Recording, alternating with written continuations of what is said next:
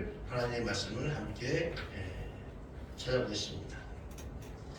고린도후서 4장입니다.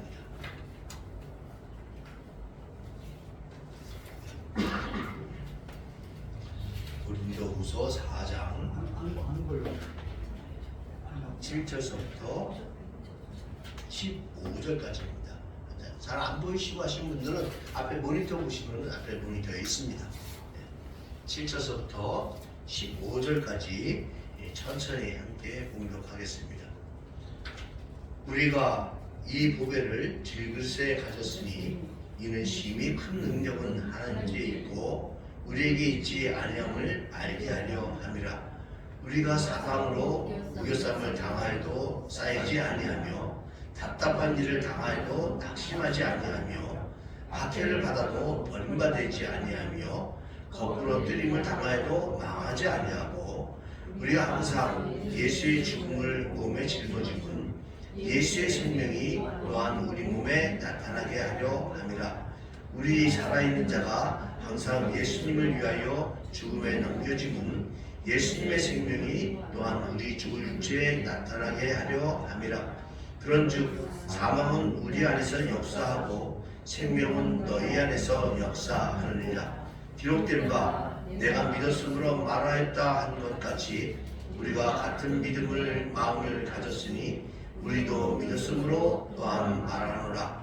주 예수님을 다시 살리신 이가 예수님과 함께 우리도 다시 살리사 너희와 함께 그 앞에 서게 하실 줄을 아노라. 이는 모든 것이 너희를 위함이니 많은 사람의 감사로 말미암아 은혜가 더하여 넘쳐서 하나님께 영광을 돌리게 하려 함이라. 아멘. 오늘 고린도후서 4장 7절부터 8절 말씀을 보면 특히 8절 말씀에 보면은 우리가 사망으로 우겨쌈을 당하여도 쌓이지 아니하고 답답한 일을 당하여도 낙심하지 아니하며 박해를 받아도 버림받지 아니하며 거꾸로 뜨림을 당하여도 망하지 아니한다고 했습니다. 성도들이 살아가다 보면 많은 어려움을 겪어가게 됩니다.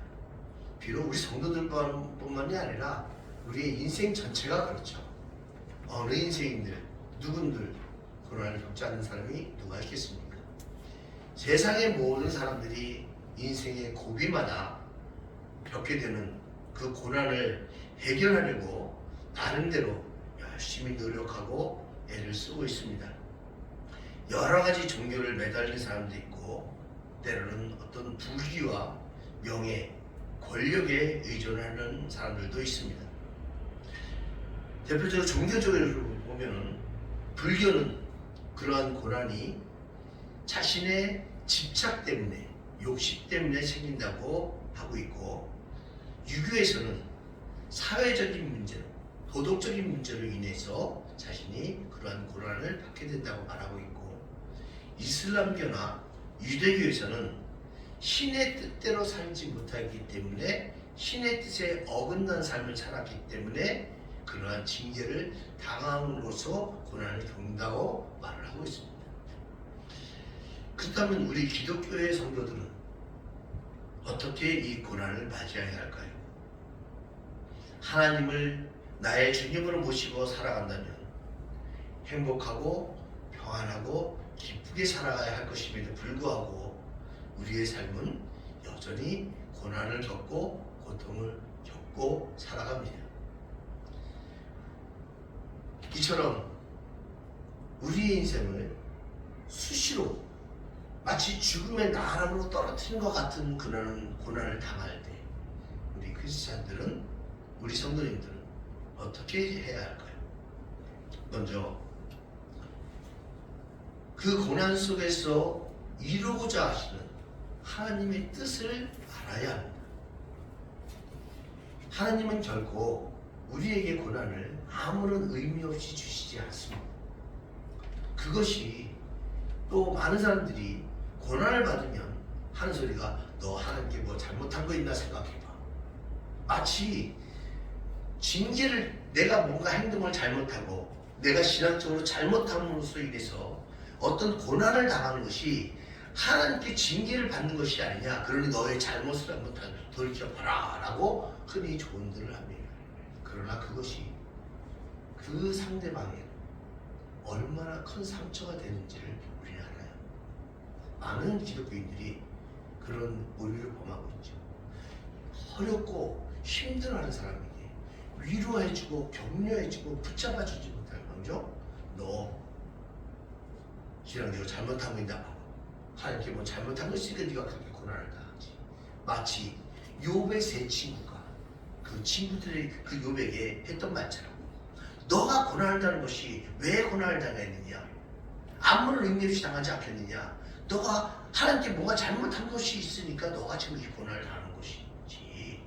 너의 잘못을 돌이켜봐라 하면서 그 상처 입은 그 힘들어하는 그 이웃에게 오히려 칼로 가슴을 찔러대는 그러한 말을 하고 있지는 않은지. 맞습니다. 고난은 하나님께서 주시는 것입니다. 그러나 그 고난이 우리에게 하나님께서 나에게 주시는 그 의미가 무엇인가를 올바로 깨닫는 것이 중요한 것이죠. 대표적인 예로 그 고난에 이스라엘 민족들이 애굽 땅에서 나와서 가나안 땅으로 들어가야 하는데 이제 광야에서의 시내산을 거쳐서 가데스 바네아를 지나서 가나안 땅으로 올라가는 이 10일 동안의 여정을 이제 왔습니다. 그리고 그 10일 동안의 여정을 마치고 이제 가나안 땅으로 들어가면 됩니다. 그런데 그때 하나님의 말씀을 믿지 않았고 그때 정탐꾼을 가나안 땅에 보냅니다. 하나님께서는 정탐꾼을 보내라고 하지 않고 그대로 그냥 진격하라고 했는데 거기서 모세가 이스라엘 장로들이 함께 모여서 의논해서 가나안 땅으로 정탐꾼을 보냅니다. 그래서 정탐꾼을 갖다 보내고 와서 하는 소리가 우리는 거기에 들어갈 수가 없다. 왜냐하면 거기는 비옥하고 엄청나게 좋은 풍요로운 땅이긴 하지만 거기에 거하는 사람들이 거인과 같아서 우리는 그 사람들 앞에 가면 우리는 메뚜기와 같은 존재가 될 수밖에 없다. 그러니 우리는 들어가는 대로 그들에게서 다 족속이 다 죽어버릴 것이다. 그러니 우리는 못 들어간다 라고 결론을 내리고 맙니다. 이때 하나님께서 그 이스라엘 백성들을 가나안 땅으로 올려보내신 것이 아니라 그때 하나님께서 방향을 틀어서 다시금 광야의 길을 헤매게 만드십니다. 그 하나님의 말씀에 순종하지 않고 진격하는 그 말씀에 순종하지 않고 자기의 뜻대로 진격하지 않기로 결정을 했을 때 열흘 동안의 광야의 길을 와서 바로 가나안 땅으로 들어갈 수 있는 수에도 불구하고 거기서부터 하나님께서 다시 돌리셔서 무려 40년이라는 시간을 그 광야에서 헤매게 만드십니다. 그 40년 동안 하나님께서 하신 일이 무엇이냐? 40년 동안 그 광야의 그 고난 속에서 지내게 하시면서 너희가 하나님을 어떻게 섬기는 것인가? 하나님에 대해서 너의 마음이 어떠한지를 체크하시고 알게 하시고 온전한 신앙을 갖도록 만드시도록 하기 위해서 그 40년의 광야길을 주셨습니다.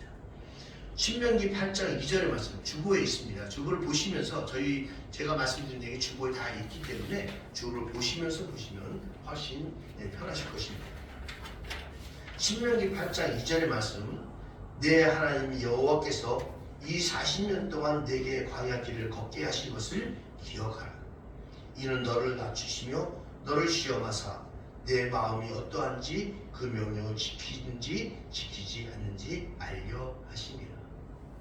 네, 오늘 이 신명기의 말씀은 이처럼 이스라엘 백성들이 하나님의 말씀에 순종하지 않았기 때문에 다시 40년의 광야길을 지내면서 하나님께 순종하는 그 자세를 갖도록 가르치기 위해서 광야길 그 고난을 주셨습니다.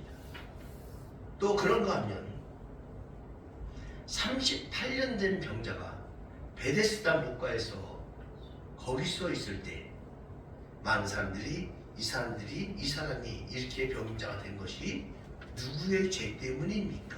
라고 물었을 때 예수님께서는 이 사람의 죄도 아니고 그 사람의 부모의 죄 때문도 아니다. 오직 하나님께서 이 사람을 통해서 하나님께서 영광 받으시기 위함이다 라고 하셨습니다. 그렇다면은 그래서 예수님께서 그 사람을 고쳐주심으로 말미암아서 그 사람이 나와서 뛰어다니며 많은 사람들에게 예수님을 증거하고 바리새인과 사두개인들에게 제사장들에게 자기가 나았음을 보여주는 그런 증거하는 삶을 살았습니다. 한편으로는 그렇다면 이 38년 된 병자는 억울하죠. 내 잘못도 아니고 내 부모의 죄 때문도 아니고 왜 나는 38년 동안 그럼 이렇게 병자로 살았습니까? 하고 원망할 수도 있잖아요. 아마 저 같으면 그렇게 원망을 했을 것 같아요. 단순히 하나님의 영광 때문에 나는 이렇게 38년 동안 고통을 받아야 했었습니까? 라고 저는 아마 저 같으면 되물었을 것 같아요. 그러나 그 속에 감추어진 하나님의 역사, 그 속에 숨겨진 하나님의 역사를 깊이 깨달을 때 그 사람으로 인해서 대제사장들과 서기관들과 바리새인들이 하나님의 역사를 알게 됐고 예수 그리스도가 나타내는 그러한 데 사용받는 귀한 사람이 되지 않았습니까? 구레네 사람 시몬이 예수님의 십자가를 지고 예수님 대신해서 골고다 길을 올라갈 때에 그 사람은 엄하게 가만히 옆에 서 있다가 끌려와서 그 고난을 당하지 않았습니까? 그러나 그 고난이 얼마나 영광된 고난입니까?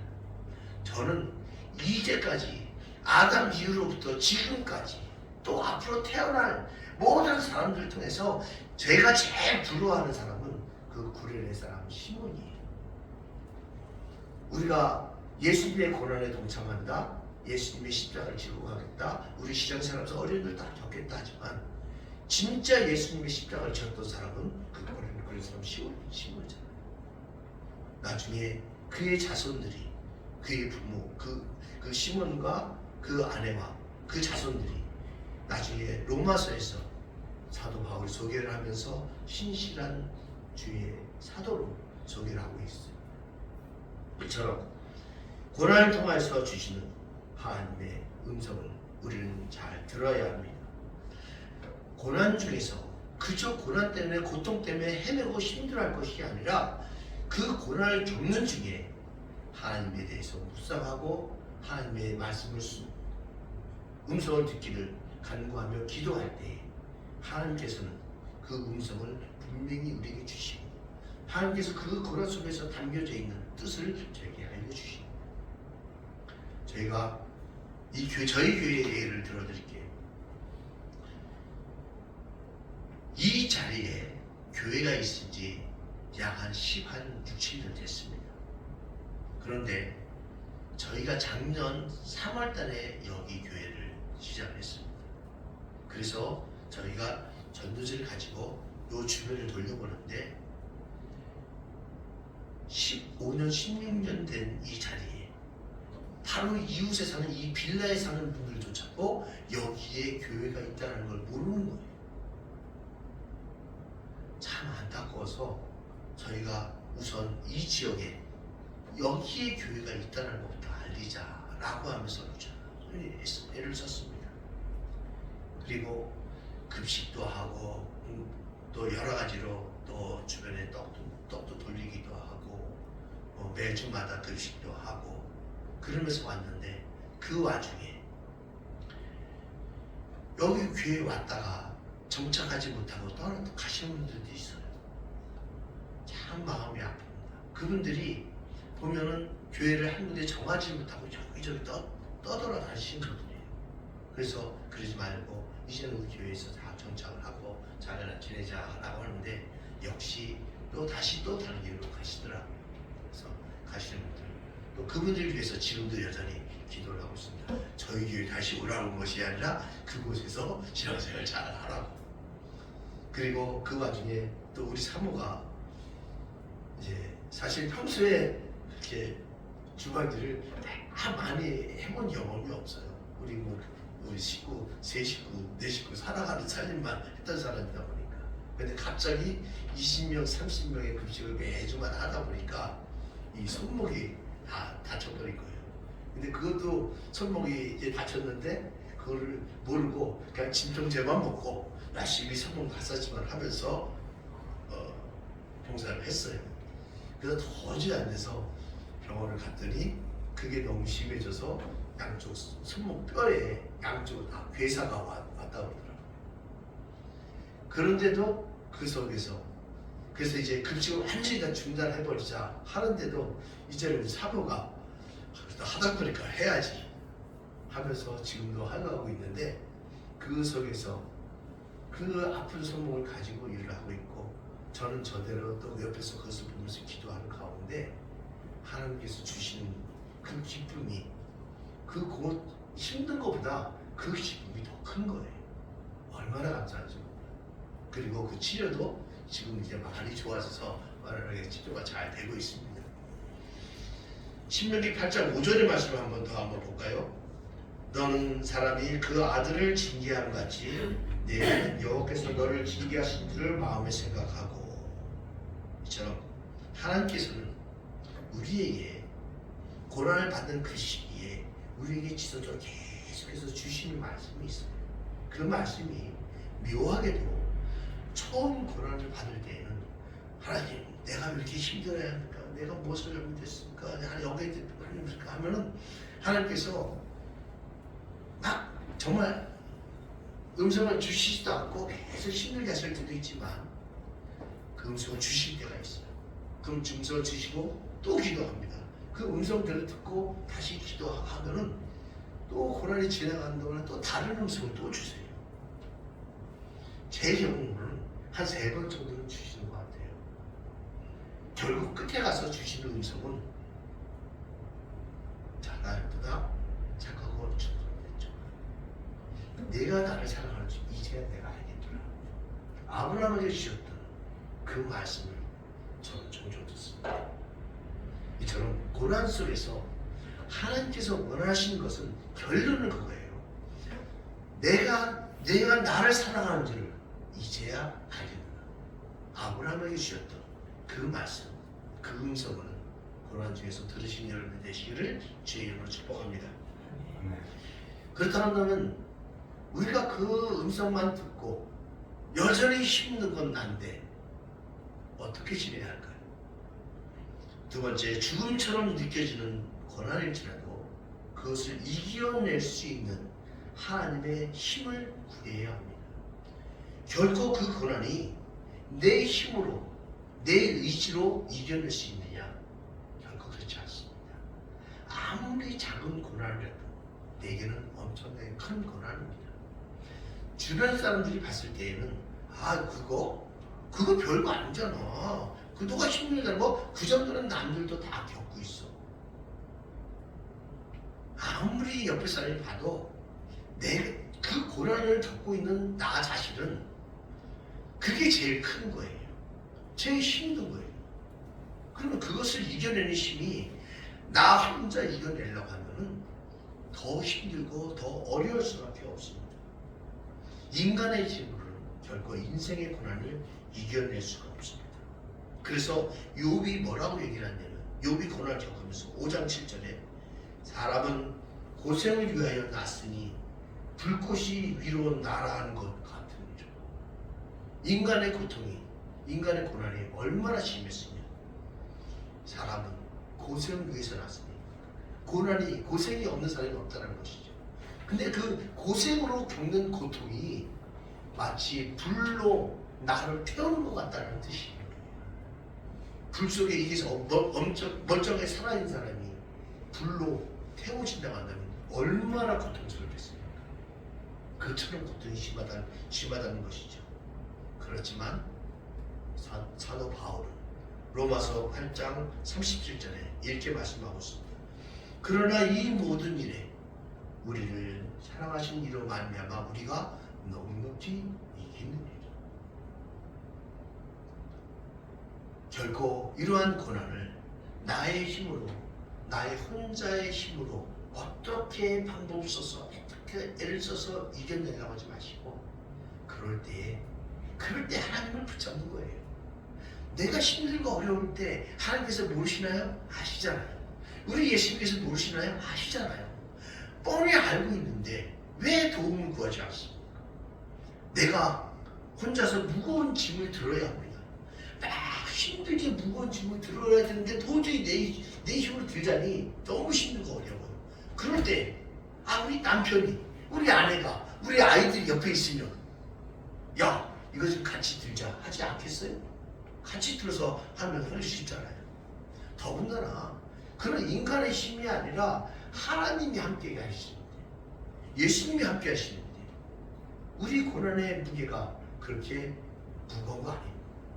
우리로서는 나 혼자 들면 무겁지만 그러나 우리 하나님께서 함께 들어주시는데, 우리 예수님께서 함께 들어주시고 그 들 수 있는 힘을 성령님께서 주실 때 우리는 그 고난의 무게를 넉넉히 드러낼 수 있을 것입니다.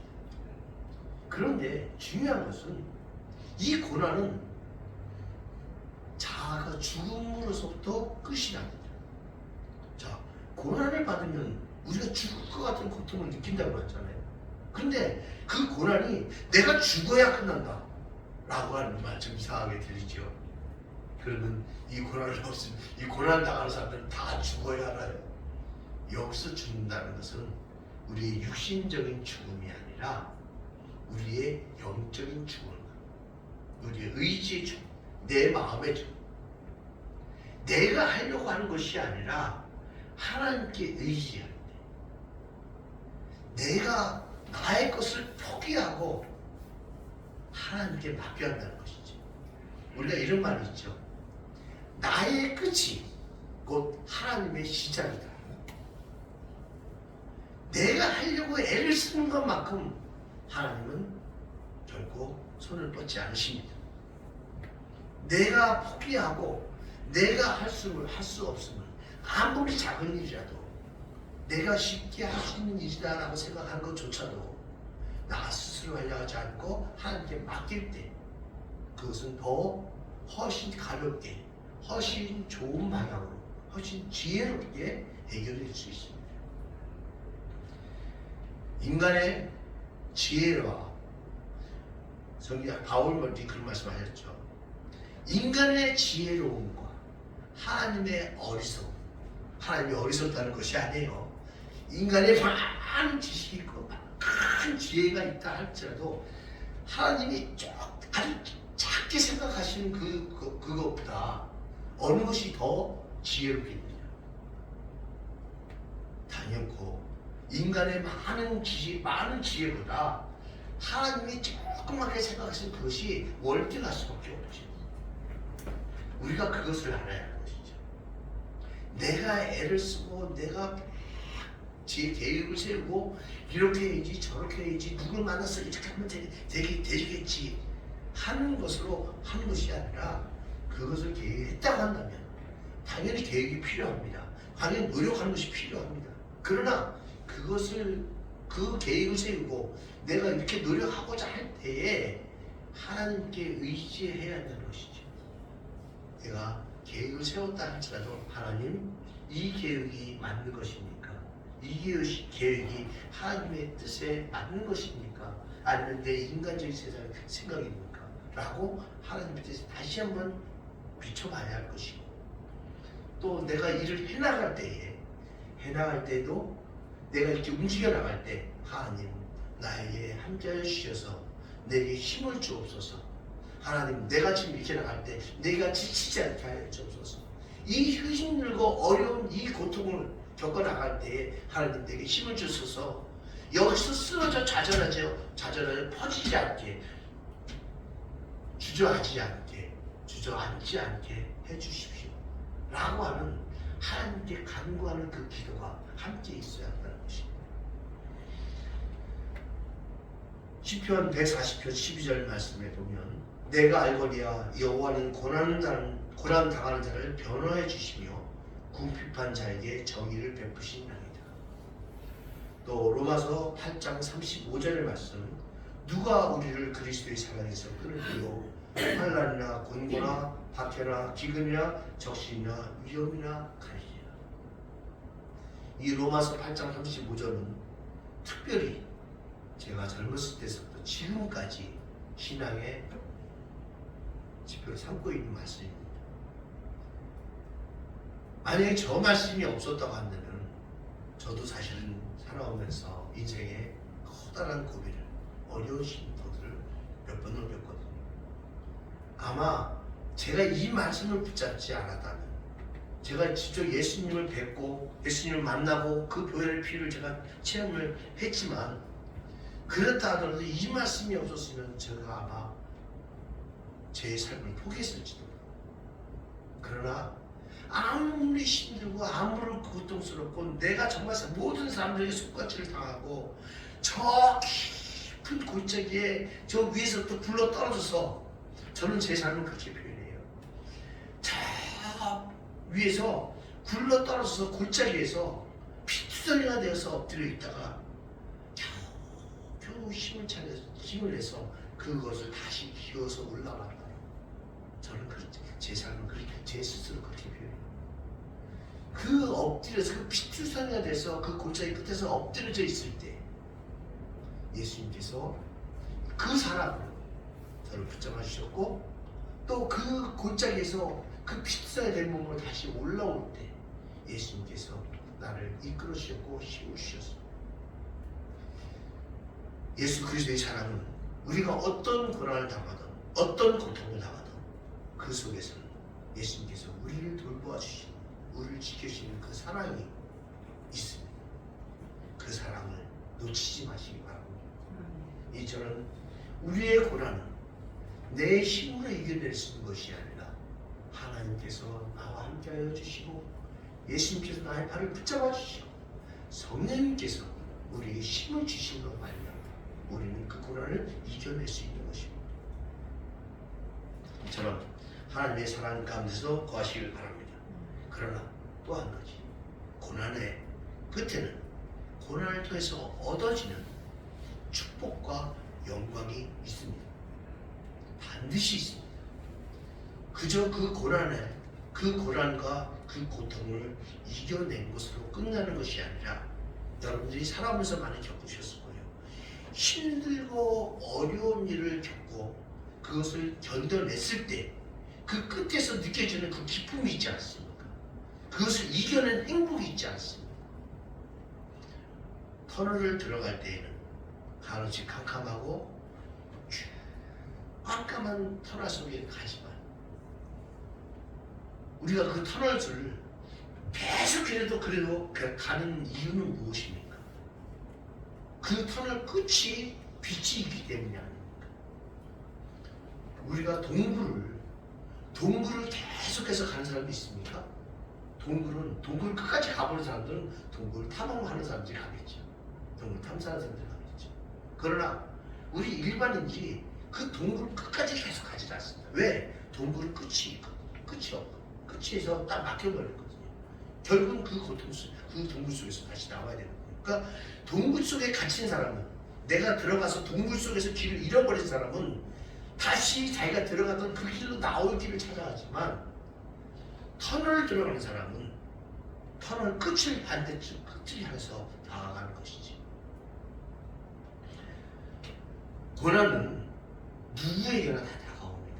이 세상 살아가면서 고난이 없고 고통이 없고 근심 걱정이 없는 사람 한 사람도 없습니다.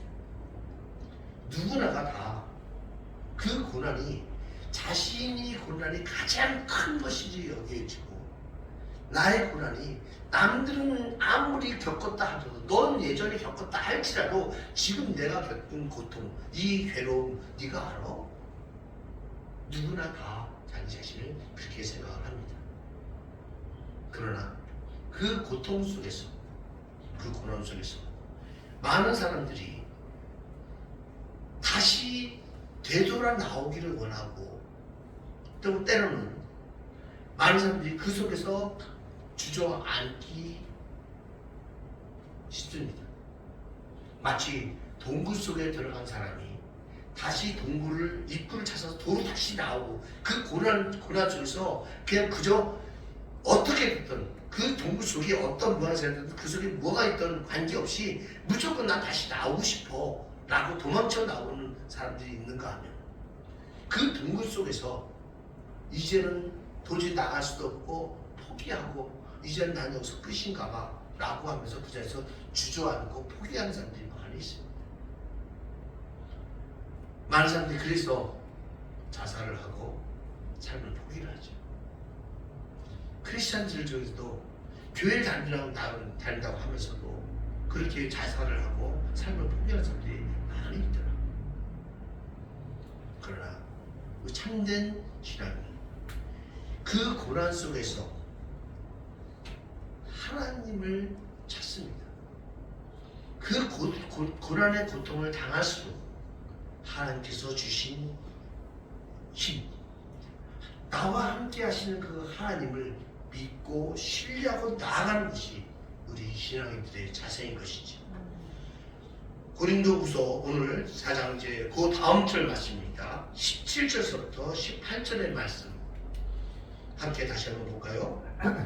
17절부터 18절 말씀. 우리가 잠시 받는 환난에 경한 것이 지극히 크고 영원한 영광에 중한 것을 우리에게 이르게 함이니 우리가 주목하여 본 것은 보이는 것이 아니요 보이지 않는 것이니 보이는 것은 잠깐이요 보이지 않는 것은 영원함.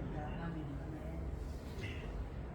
하나님께서는 우리가 기쁠 때나 슬플 때나 고난 중에 고통을 당할 때나 근심 걱정으로 우리의 삶이 어려울 때 언제든지 함께 하시는 하나님이십니다.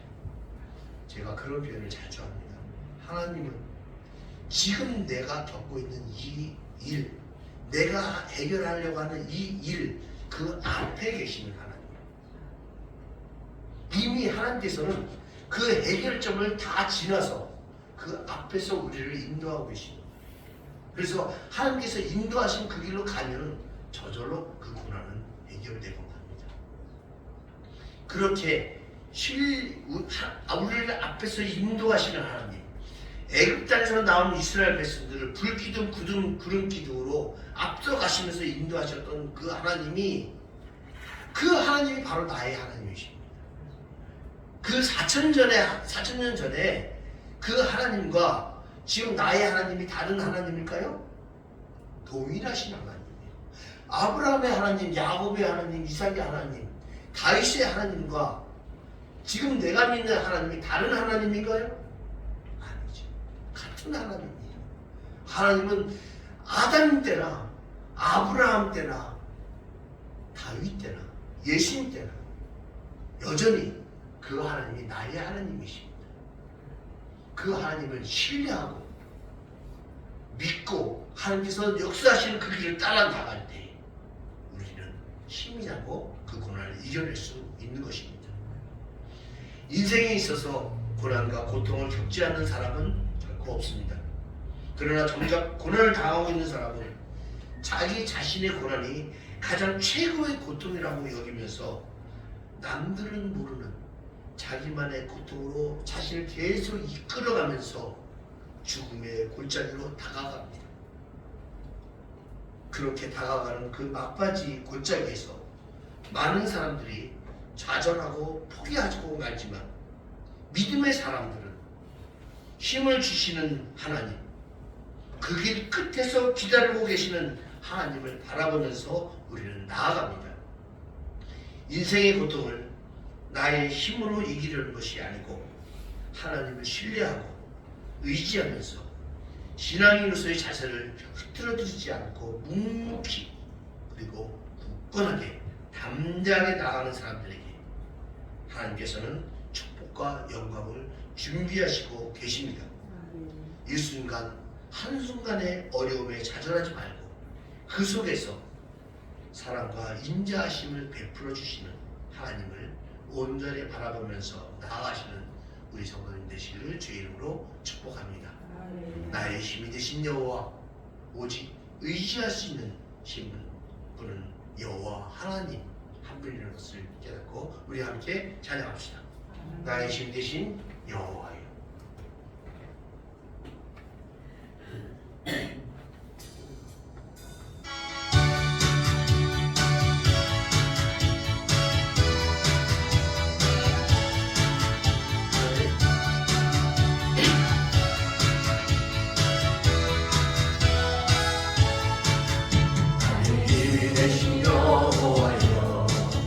내가 주님을 사랑합니다.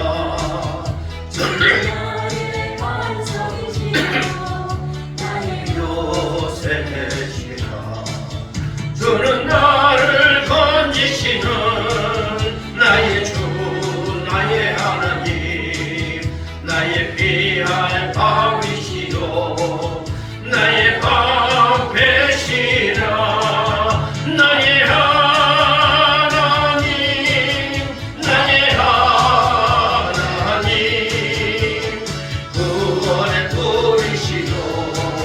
나의 산성이라. 나의 하나님, 나의 하나님, 그는 나의 여호와, 나의 구세주. 하나님, 나의 하나님, 그는 나의 여호와,